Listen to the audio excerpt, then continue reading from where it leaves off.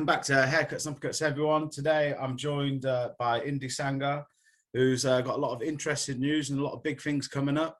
So we thought we'd get him on and he can enlighten us all. How you doing, mate? Yeah, I'm very good, thank you. So obviously me and you have been talking via social media, and you tell me you're moving out to the States to go compete out there, train out there.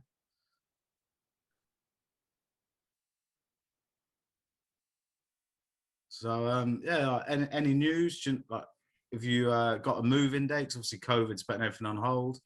Well, I'm going to be going over there in hopefully in the next few months. So I'm looking forward to it. Okay. Have you already got a gym lined up? Yeah. Like I wanna try Baltimore with Coach Calvin Ford. Yeah, he's a proper world-class trainer, and yeah, I'm really looking forward to the move, to be honest, because it'd be good for my career, especially with the amount of less activity that I've had. Yeah, so your last fight was obviously in 2019 against Lucian Reed, and it was the beginning of 2019, wasn't it? And then COVID hits, and it's a long time out, isn't it? Yeah. Like soon as I had that fight, and I thought that I might as well take a little break from boxing because I need to move. I ain't get the most of good activity in the gym or anything with my trainers. I don't feel like I was pushing myself in the right way, but now I am. Now I am. Okay, brilliant. Yeah.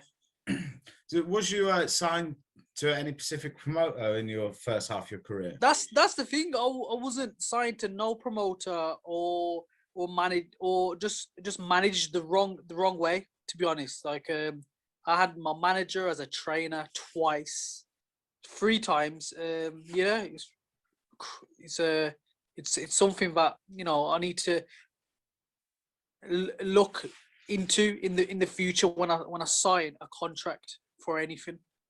Yeah, it's we had Steve Goodwin on a couple of weeks back, and he was telling us that his advice to anyone coming over is you go through that contract with a magnifying glass because there's so many snakes in boxing, and it's quite there's quite a lot of them out there apparently. Yeah, I've come across a lot of bad managers, and it's good though when you've got that experience, but it's not good when you're coming inside the ring and you want to put on a great performance. I think that's what I need pushing me on. Okay, so by the sounds of it, you'd have been like the away corner fighter for your career, yet you've got a winning record.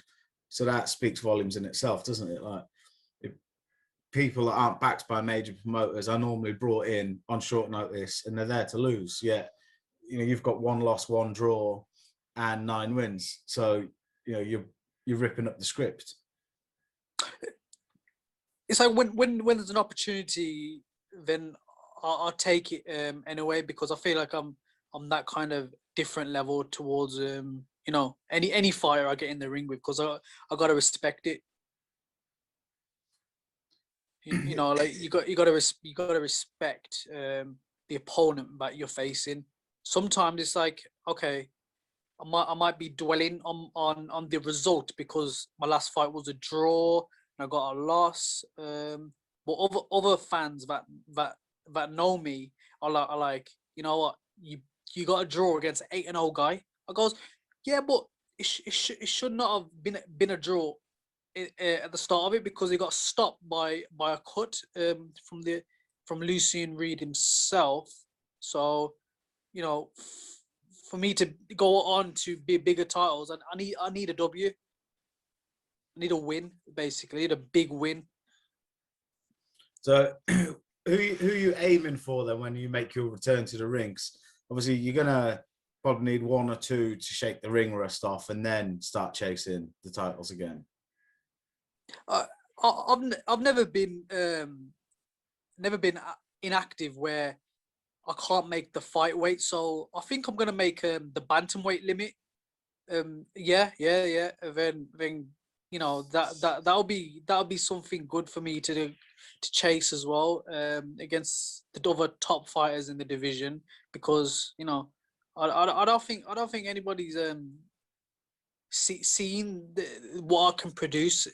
But like I said, a world class trainer, he's gonna push me the best way possible, and I'm gonna have to be all out. I'm gonna have to be all out. So with going over to America to train, would you still be like chasing the English title, so to speak, like Midlands area, Southern area, or are you going to go down a different route?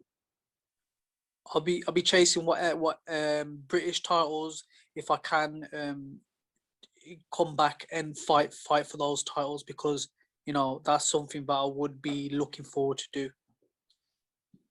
Okay, yeah, because see, boxing is massive in England. It's massive in the States as well. But yeah, it's as a British person in America, you don't qualify to fight for their like regional titles, do that?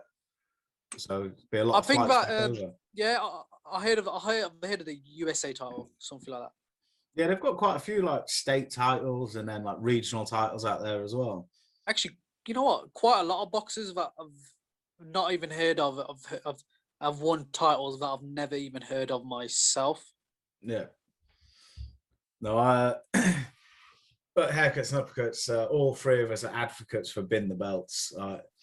Not all of them, just the area titles, regional titles, British title, they're brilliant. But then if it seems like they're too watered down now, there's too many of them, but then at the same time, from a boxer's perspective, like because we've had this conversations over social media, that they are important because they give you that boost in the rankings and they give you that awareness that you need. So that was quite interesting having that conversation with you, because I saw it from a completely different perspective then. Yeah, of course, because when you win a big title like that, everybody's talking about it. It must be a good level to win as well. Yeah. So what gym are you training at the moment then? I'm just training at local gyms. Like I said, I'm gonna go to a BCB boxing, get some sparring over there, get some sparring with past opponents that have beaten me. Only one loss, but shouldn't have never had a loss. Then I got other sparring guys as well that want to spar. Whoever is active and able to fight in the UK, then I'm happy to travel down and and work with. Because if I'm a bantamweight, I'll be sparring up to super lightweight. Okay, that's a huge difference in weight, isn't it? But then that's what I'm saying. Like, iron sharpens iron, doesn't it? I've been sparring heavyweights and all sorts of that, so I've got enough experience in that kind of situation. Nice. So you gotta get experience with heavyweights. You gotta know. Yeah, it's thing is, just the thought of a bantamweight. Could you imagine watching Carl Frampton and Joshua having a fight or having a spar? It'd be mad, wouldn't it? The thing is that because I've done this in the past, it's only good. It's only good for you. Yeah. It's only going to be a boost in your performance when you fight a guy that's your actual weight. Because that's what I think about sometimes. I was thinking, if I'll be sparring this guy, watch how like stronger I'm going to become and whatsoever. So I'll be doing this for about 8 years now since Yeah. Yeah, so your pro debut was 2015, wasn't it? Yeah, March the 22nd. It was. Yeah. Like I said, I'm 25 now, and I was a bit naive then. Now I'm just like being good in the game, and there's knowing that whoever I fight, 38, 20, whatever year olds, you know, they ain't gonna come across a fighter like me at my level. So I'm looking to stay where at the levels that I get at. So you see loads of fighters that like get to a world level and then think, okay, you can do this, but really after a win, I want to be straight home, back on my diet, and just doing what got me there. So that's the aim for me. What I'm trying to get at. There's Yeah, zero complacency. yeah, like pure discipline. Yeah, man. I love that. You I, should I try, sorry, carry on, mate. yeah, I try to be as much like private as I can, but it's tough, man. Like it's like you'll get past the distraction, but then you'll think, okay, it's okay to do that, but it's not. Like I like 5 months ago, you know, I ain't gonna say that I was doing something good because I was in jail, you know. Now I'm out of this whole situation. Now it's pure boxing on all these opponents, on sparring partners. I've got a good attitude to go with it, so people are gonna see some good highlights of me. Yeah. Yeah, wherever. No, it seems like you've completely turned your mindset around, from ending up on the wrong side of the law and ending up in jail, coming out, and then being this disciplined and this focused. That's a huge shift in mindset, isn't it? For me to see what it's like, yeah, definitely, 100%. I'm so little experienced in actual living properly. So now it's time to proper live good and do whatever it takes to get to the top. You know, it's gonna be good. It's gonna be good. Yeah, well, looking forward to it, man, because it's it's easy for people to jump on the bandwagon with. It's going to sound like a horrible person, but the Conor Benns, the Campbell Hattons, the Chris Eubanks, because of who their dads were. It's easy for people to jump on with, the Olympians because they've got a huge media backing behind them. But real boxing fans, not in disrespect for the casuals, because they are very important to the business of boxing. But I'll go down York Hall and I'll go watch a night of boxing, and I might have only ever heard of one person on the card, but that's real boxing to me, because that's the people who are working full-time jobs still and still putting 120% into training and 120% into the fight in the ring. And that's what more people need to get involved in, is not the grassroots boxing, but the untelevised shows, so to speak, because that's where the best nights are always. The legends like Nigel Benn. Yeah. Okay, when you've got that type of background in your family, then it's something to motivate, something to get yourself into the ring. Yeah, I get it. It's well, we'll talk about Conor Benn for a minute. I really like Conor Benn, right? And it's not because of who his dad is, but it is because of who his dad is. And it's, your dad is a legend, and you've grown up a millionaire. You've grown up with everything he probably could have ever have wanted he had. That's just an assumption. But, when you come from that privileged background, you don't expect him to be hungry. You don't expect him to put the effort he's putting in. So hats off to him. I think he's doing something that I never thought he'd be able to do. When he first turned over, I thought, it's Nigel's son, let's give him a watch.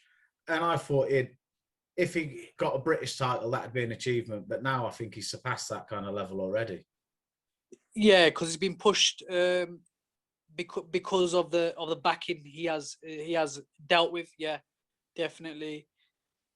Yes. So when you move over to the States, are you going to look for an American manager as well, so to get that kind of backing? To be honest, I'm that type of guy that whoever can push me in the right direction, which I'm gonna go with Christopher Lovejoy. Okay. it looks like okay, I got to be smart about the decisions I'm making. I know what you mean, but when you've got a person that's making that much noise in the boxing game, I think that it's a good direction for me to sign in with a guy that's in the game. It's in the game and wants the best direction for himself. You know what I mean? Yeah. Because with me being a past, you know, but signed up fighter with different type of trainers, I think that with him managing me, just simply pushing me into fights that I'm looking for, like whoever anyway. I think that will be good. That'll be good for me because I'll be active in the gym and I'll be ready. Yes, Chris Lovejoy, obviously, he's making quite an impact on the boxing scene, isn't he? Like, this is a good guy to go with, I think. He's very popular and like I said, like he looks like he's in a good shape as well. To be honest. Yeah. Yeah. Oh well. Did you watch all the boxing this weekend, or did you just catch? Yeah. I went. I watched the main card yesterday with Conor Benn. I think that Conor Benn. Yeah, he looked really explosive, and he got a knockout for himself as well, which is good to see. Yeah, I wasn't expecting that. I was expecting to have a bit, a couple of 4, 5, 6 rounds of just not a tough fight, but be in a fight, and you must watch that and get really itchy knuckles, so you're knowing that your time's coming. You know the clock is ticking for when you're back in the ring, and seeing action like that must give you proper motivation. Seeing him getting the win was expected, but I don't think that looking at Samuel Vargas, he wasn't a good opponent for Conor Benn. If you're bragging about beating somebody like that, then it's it means the level that you're actually on in sparring or in the gym. You can be explosive as all you want. You can hit as hard as you can but when you're coming across like the best top fighters and you've got them nerves about you as well, I don't think it was a good win. But boxing is all about pushing in the best direction. So I wouldn't complain myself, to be honest. No, I get where you're coming from. So I was saying to a lot of people that he's going to win this fight, but I was expecting him to have a fight.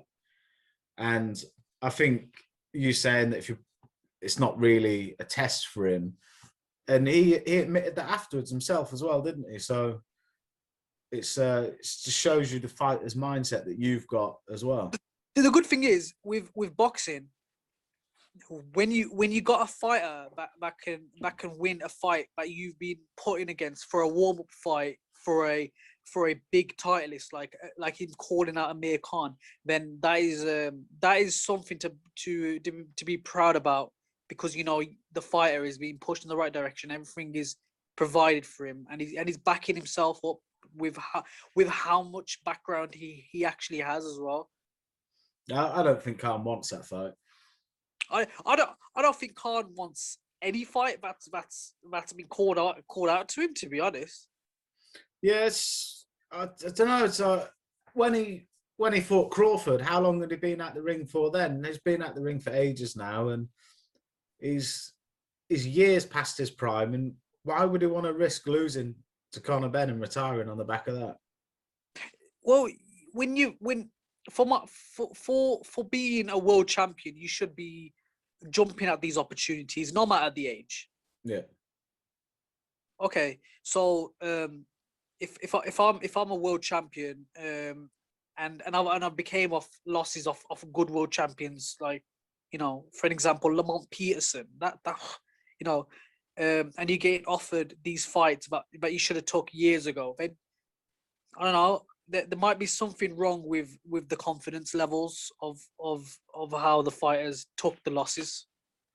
Yeah, Yeah, yeah, especially when he's got such a big reputation, and it's a loss is going to tarnish it, and then another one can tarnish it, and another one can tarnish it. It's like jumping at a new opponent and thinking, yeah, you might struggle, or he's giving out to the public that he's gonna struggle. So that's not a world championship fighter anymore. No, I don't think he is either. He's far past it. But it's something that you should be jumping at. Be like, okay, you fell off your peak. Get back on your peak. You know what I mean? Like, see what you got left in yourself, in your body. Yeah, definitely you should be jumping at it. All right. Well, that's quite interesting. Like you talk like you've studied psychology, man. Like you're very good at reading people. Like I kind of see boxing as how it is. So yeah, I need to be switched on, like, for my opponents too, because they're gonna experience something like this. Yeah.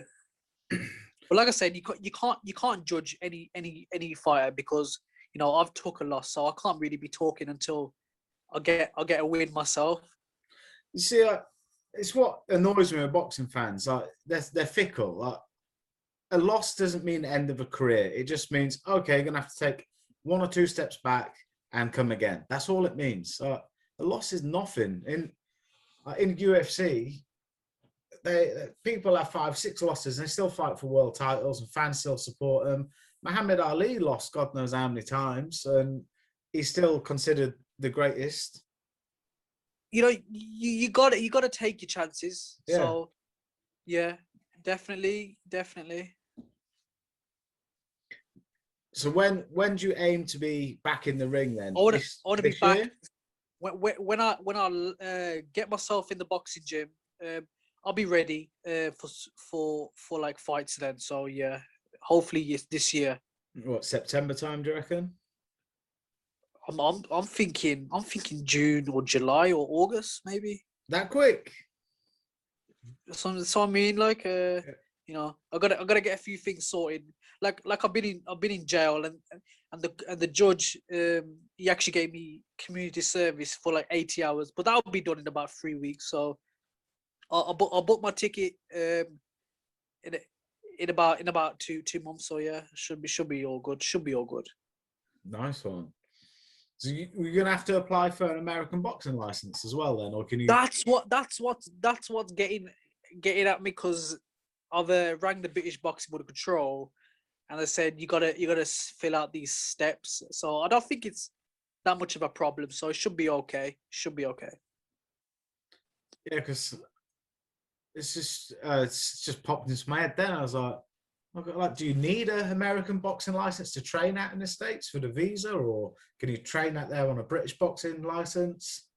I've got a British boxing license, but yeah, I don't think it should matter when you've got a license, obviously. Yeah, it's just I was thinking more for the visa side. It's not America's like, man. It's so strict, isn't it? But the thing is, yeah, you gotta look into these things before you obviously get your license. So hopefully. Oh well, good luck, man. It's good. I can't believe you. I'm looking forward to it myself, because I don't think most fighters are doubting me, but hopefully I'm active and I'm fit when I land over there, so I can just be straight into the sparring with world champions that are at the gym.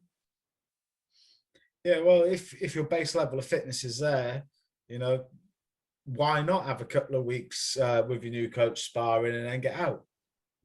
If you're that fit, do it. Like, why not?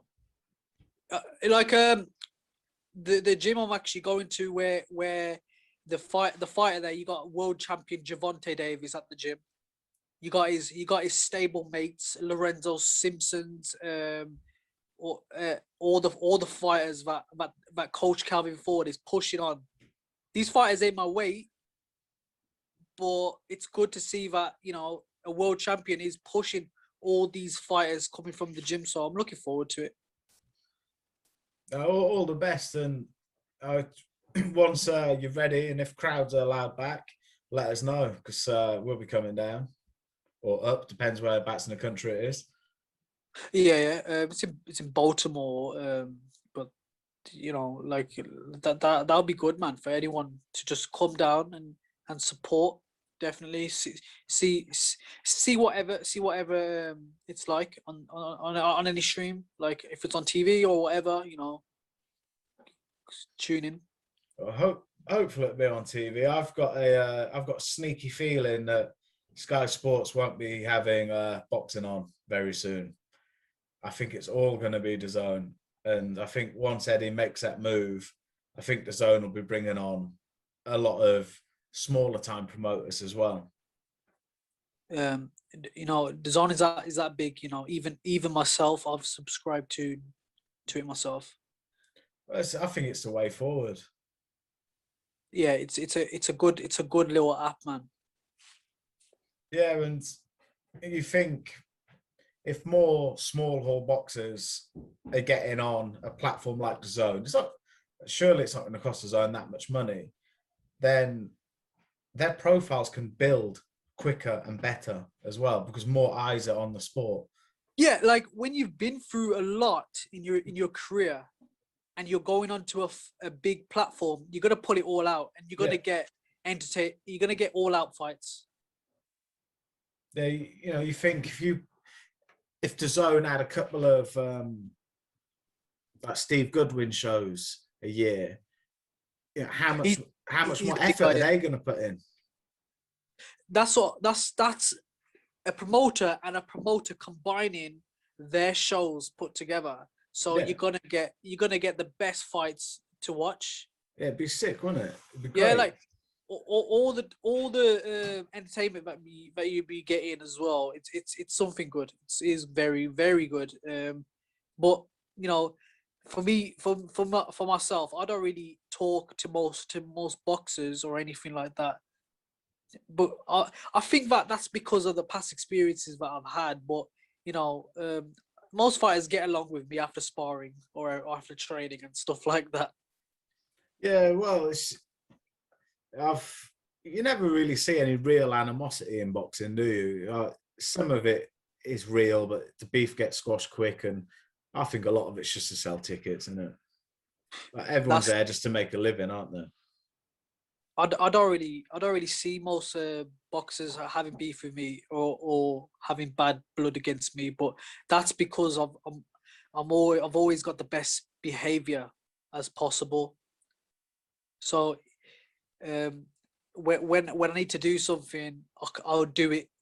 I won't think anything else towards it. But you know, when it comes to being in the gym, having a good healthy diet, doing things properly, you'll see me being at the best me as possible. You know, but now it's just time to show a new level of boxing. Yes, mate.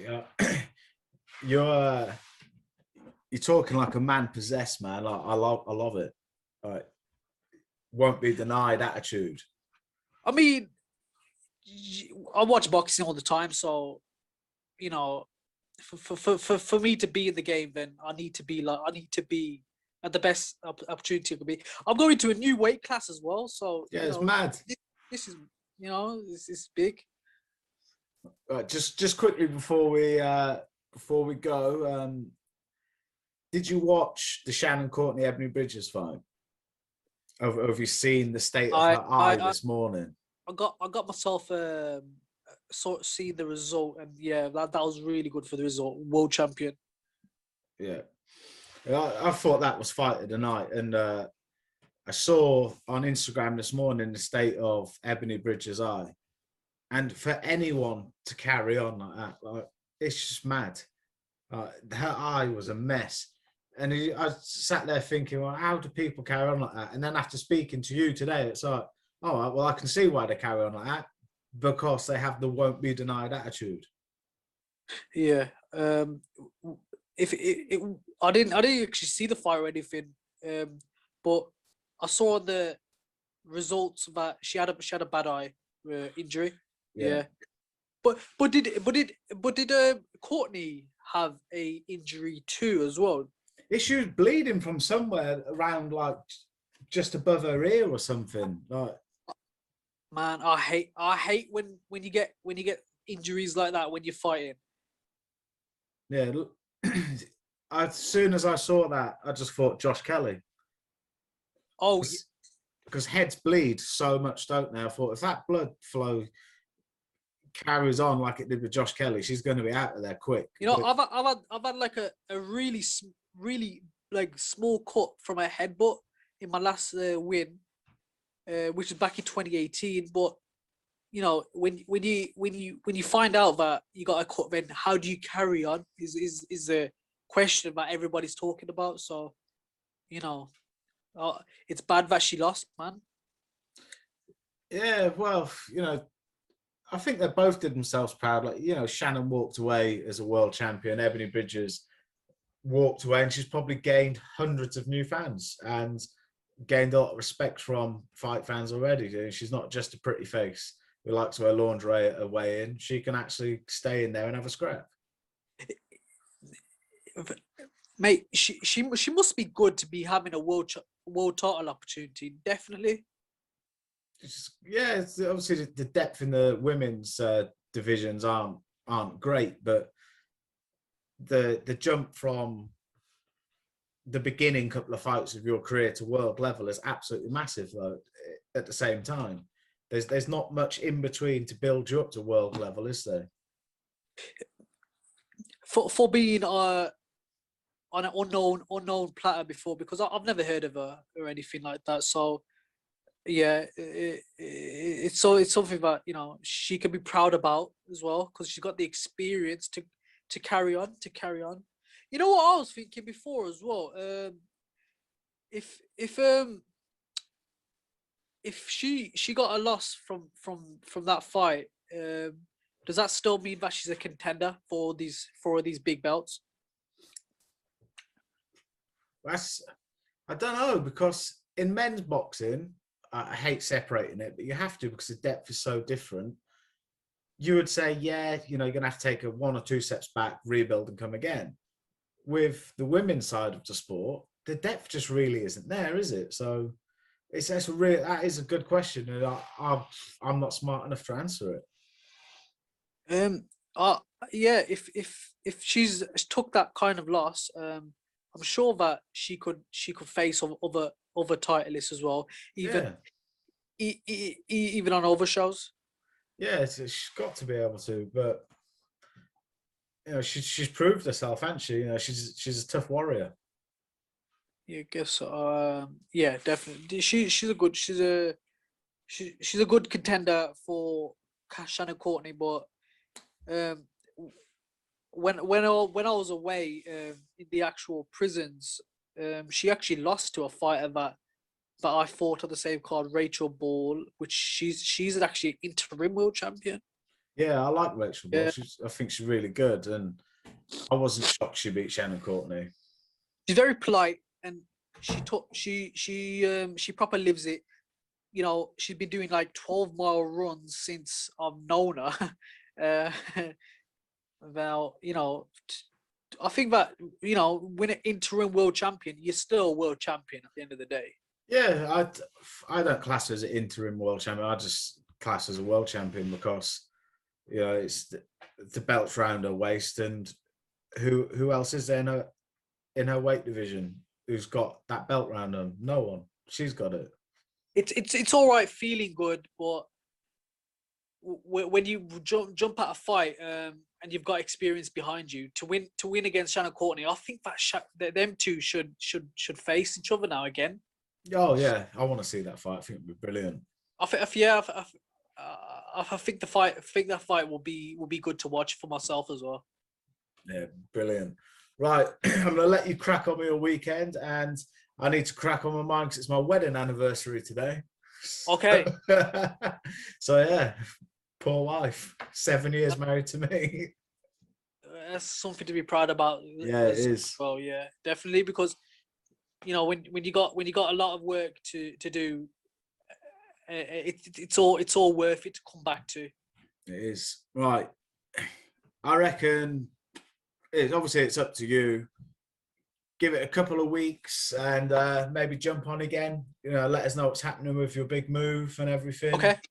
I think that's something I'm really interested in because you're taking yourself out your comfort zone to go and chase your dreams, and hats off to you for doing that. And I've got mad respect for people like yourself who aren't afraid to leave the comfort zone to chase greatness. Oh yeah, when you've done a lot of things as well, you've got a lot of confidence to go and do what you need to do yourself. Yeah. So yeah, I reckon. What do you reckon? Like 3-4 weeks, and do you reckon that's long enough? Or Yeah. right, wicked. So what? Well, I'll still keep talking to you over social media because you're a nice guy and I like chatting to you. And in 3-4 weeks, we'll have a touch base again, and hopefully the rest of the team can make it. Okay. Yeah. For me to be in the gym as well in the next week, like today, I'm moving to Wolverhampton today, and I'll be proper experienced as well, because I'm just looking forward to be back in the gym and doing loads of stuff. Yeah. 12 rounds sparring, whatever. That's what I need to. That's what I need to get myself down to. Yeah, man. Well, best of luck with it, and definitely 3-4 weeks we'll have a catch up. See how you're doing, and see what the news is with licenses and visas and everything. We're sick. Yeah, I got. Like I said, you got to look into these things because you can't go without being prepared. No, yeah, you got to be prepared.